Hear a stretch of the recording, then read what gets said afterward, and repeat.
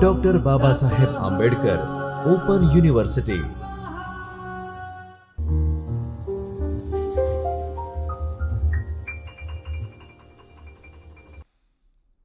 नमस्कार विद्यार्थी मित्रों, doctor Baba Saheb Ambedkar open university Ahmedabad के चैतन्य स्टूडियो से मैं doctor Maharudra Pratap Singh Chauhan, assistant professor Hindi, आप सभी का स्वागत करता हूं।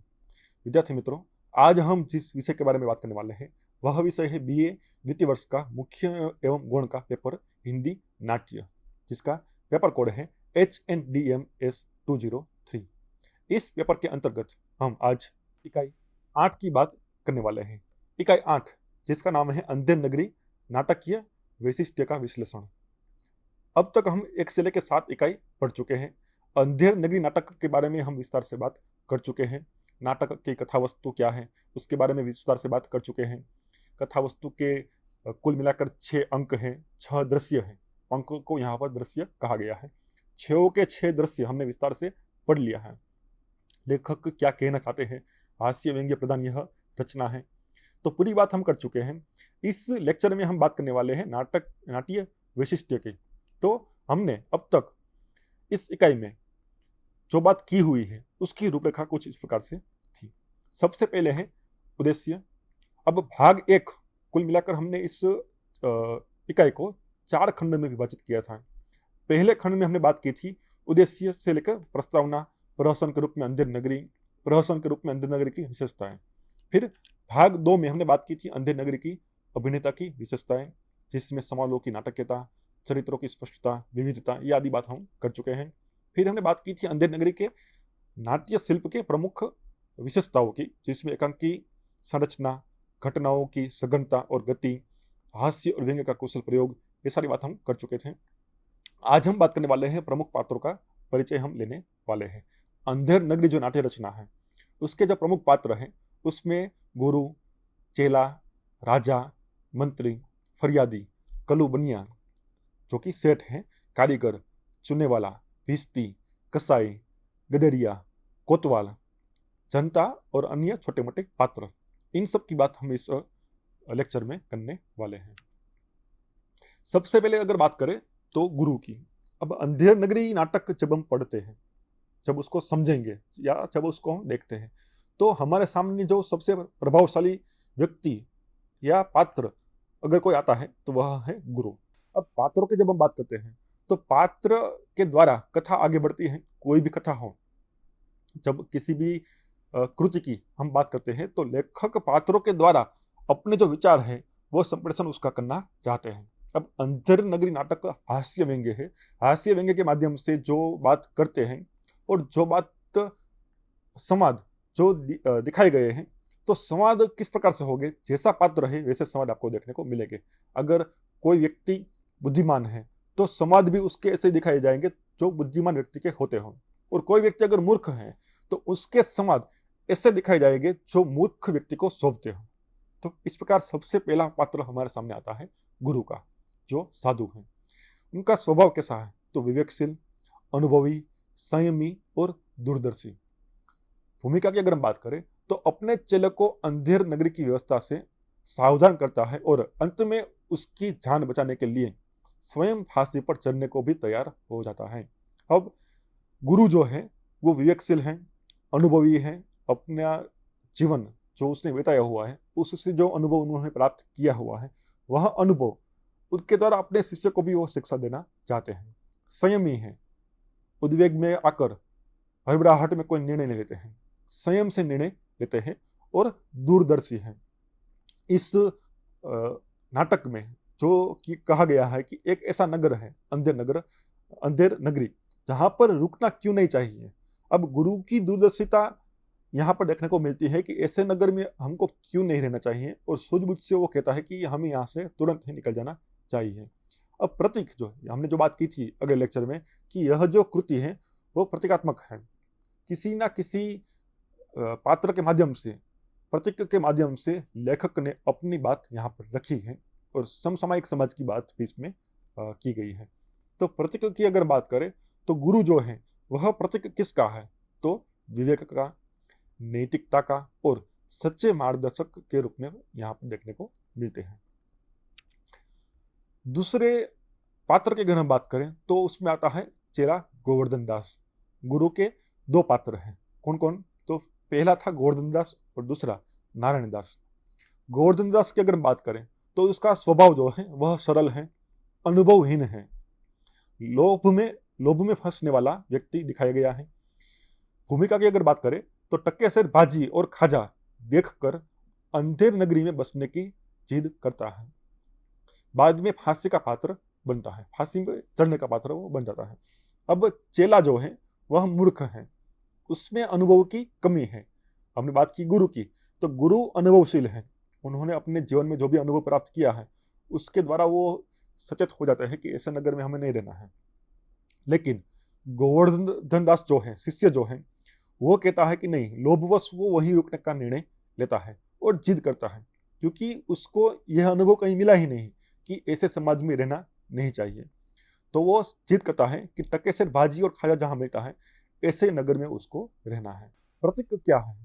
तो जो गोवर्धन दास है वह प्रतीक है आम व्यक्ति या युवा वर्ग का, जो तुरंत लोभ में फंसकर बुद्धिहीन निर्णय ले लेता है। गोवर्धन दास जो है, और जो आज के युग के भी अगर हम बात करें, भले ही यह नाटक 100 वर्ष 150 वर्ष पहले लिखा गया हो, लेकिन आज भी उतना ही प्रासंगिक है। आज के युवा वर्ग भी चरित्र में बहुत सारी बातें देखने को मिल ही जाती है जो बात गोवर्धन दास में देखने को मिलती है। इसमें कहा भी गया है कि आम व्यक्ति या युवा वर्ग का प्रतीक है। किस प्रकार से? जो तुरंत ही लोभ में फंसकर बुद्धिहीन निर्णय ले लेता है। आज के युवा भी आवेश में आकर या तुरंत ही ऐसा निर्णय ले लेंगे, उनमें अनुभव का अभाव देखने को मिलता है और जल्द ही लोभ में फंसकर ऐसे ऐसे निर्णय ले लेते हैं जिसके कारण भविष्य में एक कोई भी बड़ी मुसीबत में वह पड़ सकते हैं। तो ऐसी मुसीबत में पड़ने वाले निर्णय तुरंत ही आवेश में आकर वो ले लेते हैं। दूसरा इसमें चेला दिखाया गया है नारायण दास। अब नारायण दास जो है वह अपनी गुरु की बात मान लेता है। वह भले ही अनुभव उसमें भी कम है, लेकिन वह लोभ में नहीं फंसता है, सरल व्यक्तित्व है। जैसा गुरु कहते हैं, गुरु की बात वो तुरंत ही मान लेता है। उसको पता है कि गुरु की उम्र बड़ी है, उन्होंने अपने जीवन में जो जो अनुभव प्राप्त किया हुआ है, उस अनुभव के माध्यम से जो उन्होंने ज्ञान प्राप्त किया हुआ है, वो उसका निर्णय उसको मिलता है और उसके गुरु का अनुकरण वह करता है और वह सोचता है कि गुरु जो बात कर रहे हैं वह सही ही होगी। तो इस प्रकार से दो चेले यहाँ पर दिखाए गए हैं, गोवर्धन दास और नारायण दास। गोवर्धन दास जो मूर्ख है और नारायण दास जो है वह अपनी गुरु की बात मान लेता है और ऐसे नगर में रहने से मना करता है और वहां से चला जाता है अपने गुरु के साथ। आगे आता है राजा। राजा का पात्र जो है उसके द्वारा लेखक ने जो प्रतीकात्मक बात की गई है उसमें राजा जो है वह मूर्ख है, न्यायहीन है, जल्दबाज है, दिखावटी न्याय प्रिय है। अब पात्र की बात करें तो अंधेर नगरी का वह शासक है जो बिना तर्क के न्याय करता है और अपराधी की जगह किसी और को भी फांसी की सजा दे देता है। वह दिखावा करता है कि वह न्यायप्रिय है, वास्तव में वह न्यायप्रिय नहीं था, मूर्ख था। प्रतीक के द्वारा क्या कहा गया है? तो मूर्खतापूर्ण और अराजक शासक है। शासक मूर्खतापूर्ण जहां पर हो वहां पर आपको ठहरना नहीं चाहिए, ऐसे नगर में रहना नहीं चाहिए। जहां सभी चीजों के दाम भी एक समान है, जहां का शासक मूर्ख हो, उस नगर में, उस जगह पर आपको ठहरना नहीं चाहिए, वहां से आपको चला जाना चाहिए। लेकिन गोवर्धन दास नहीं मानता और ऐसे नगर में रह जाता है। अब राजा जो है उसका पात्र हमने व्यवस्थित रूप से देखा है कि किस प्रकार से उसका चरित्र है।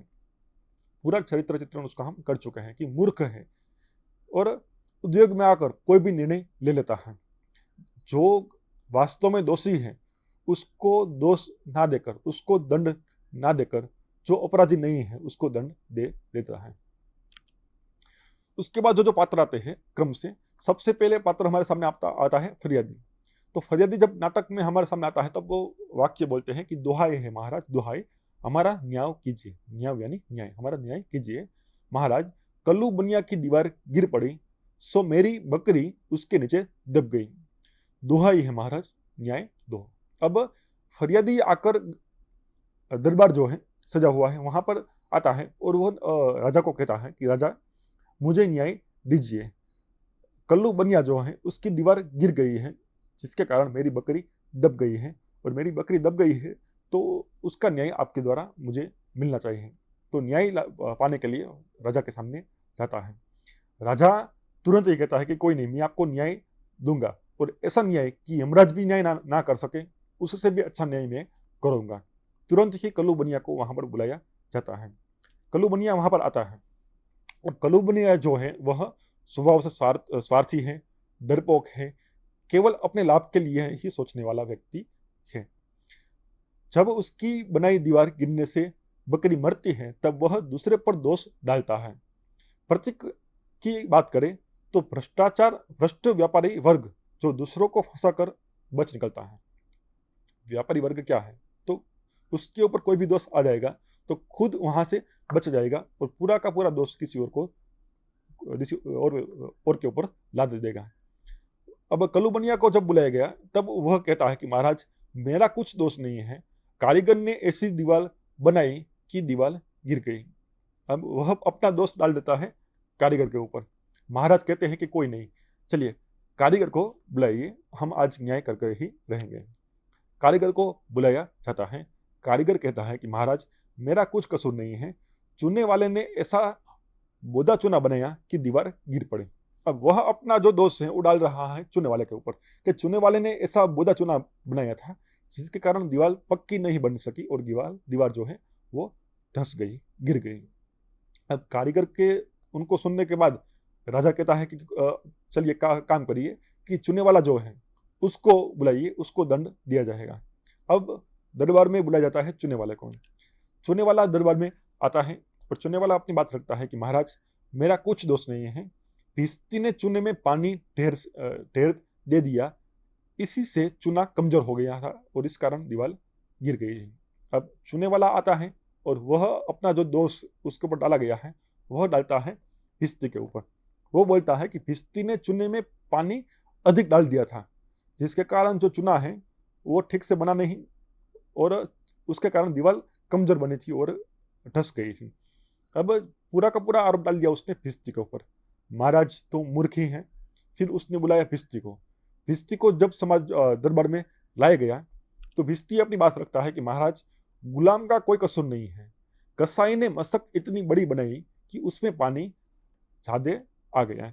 अब भिस्ती कह रहा है कि जो मशक थी, मशक यानी जिसमें पानी भरकर पानी छिटका जाता है, तो भिस्ती कहता है कि कसाई ने मुझे ऐसी जिसमें पानी अधिक आ गया था और उसके कारण मशक में पानी अधिक आ जाने के कारण दीवार में मैंने चूना जब बनाया था तो पानी उसमें अधिक आ गया होगा, तो इसी कारण दीवार गिर गई है। तो भिस्ती ने अपना सारा आरोप डाल दिया कसाई के ऊपर। राजा ने फिर कसाई को बुलाया कि कसाई को दरबार में हमारे सामने मौजूद किया जाए, सामने लाया जाए। कसाई जब दरबार में आता है तब वह अपनी बात रखते हुए कहता है, अब कसाई जो है उसके वो भी एक प्रतीकात्मक पात्र है जिसका स्वभाव जो है वो कठोर है, निर्दयी है, परंतु खुद को बचाने के लिए वह इतना चतुर भी दिखाया गया है। भले ही निर्दयी हो, कठोर हो, लेकिन अपने ऊपर जब मुसीबत आ गई है तो उससे बचना कैसे है वह चातुर्य उसमें देखने को मिलता है। वह भी अपना दोष किसी और के ऊपर डाल देता है। अब यह जो प्रतीक है, सारे जो प्रतीक आ रहे हैं तो किसका प्रतीक है, तो व्यवस्था में गड़बड़ी का हिस्सा बनने वाला व्यक्ति जो अवसरवादी होता है। अवसर आने पर वह वहां से निकल जाएगा, मतलब अवसरवादी व्यक्तित्व उसका देखने को मिलता है। महाराज अब वह बोलता है कि महाराज गडरे ने टके पर ऐसी बड़ी भेड़ मेरे हाथ बेची कि उसकी मशक जो है वह बड़ी बन गई थी। अब वह पूरा का पूरा आरोप डाल रहा है गडरे के ऊपर। वह कह रहा है कि गडरे ने टके से भाजी टके से खाजा, यह इसका सूत्र था। तो एक टके पर उसने इतनी बड़ी भेड़ दे दी, मतलब भेड़ जो है वो बड़ी दे दी, वो बड़ी थी तो उसकी मशक जो है वो भी बड़ी ही बनेगी। तो इसके कारण मेरा कोई दोष नहीं है, यह पूरा का पूरा दोष गडरे का है, क्योंकि उसने जो भेड़ दी थी वह बड़ी थी। अगर छोटी भेड़ दी होती तो उसकी मशक जो है वह छोटी बनती, तो छोटी बनती तो मेरा दोष उसमें कुछ नहीं आता, उसमें पानी कम रहता। तो पूरा का पूरा दोष गडरे का है, क्योंकि उसी के कारण यह पूरी घटना जो है घटित हुई है। महाराज फिर से कहते हैं कि चलिए कोई नहीं, अब गडरिया को यहाँ पर बुलाया जाए। गडरिया को सभा में बुलाया जाता है। गडरिया कहता है कि महाराज, जब मैं भेड़ जो है बेच रहा था तो उस समय उधर से कोतवाल साहब की सवारी आ गई। उसके देखने में मैंने छोटी बड़ी भेड़ का ख्याल नहीं किया, मेरा कुछ कसूर नहीं है। गडरिया कहता है कि जब मैं कसाई मेरे पास आया हुआ था तो उसको मैं जब भेड़ बेच रहा था तो उसी समय कोतवाल साहब आ गए, और कोतवाल साहब को देखते देखते मैंने छोटी या बड़ी भेड़ जो है वो देखा ही नहीं और वैसे ही उसको दे दी, तो इसमें मेरा कुछ भी कसूर नहीं है। अब गडरिया ने सारा का सारा दोष डाल दिया कोतवाल के ऊपर। अब राजा जो है वह तो मूर्ख ही है, उसने कहा कि चलिए अब कोतवाल को बुलाइए। अगले भाग में कोतवाल को उसमें बुलाया जाता है सभा में। अब कोतवाल जब आता है, अब कोतवाल क्या है, तो कोतवाल एक पद या उपाधि है जो शहर या किले की सुरक्षा करता है। अब सुरक्षा, शांति और व्यवस्था देखने का कार्य होता है, वह कोतवाल का होता है। अब कोतवाल आकर राजा को कहता है कि महाराज मैंने तो कोई कसूर नहीं किया है, मैं तो शहर के इंतजाम के वास्ते जाता था, मतलब मैं तो जो शहर है उसकी व्यवस्था के भाग रूप वहां पर जा रहा था, मेरा उसमें कोई दोष नहीं है।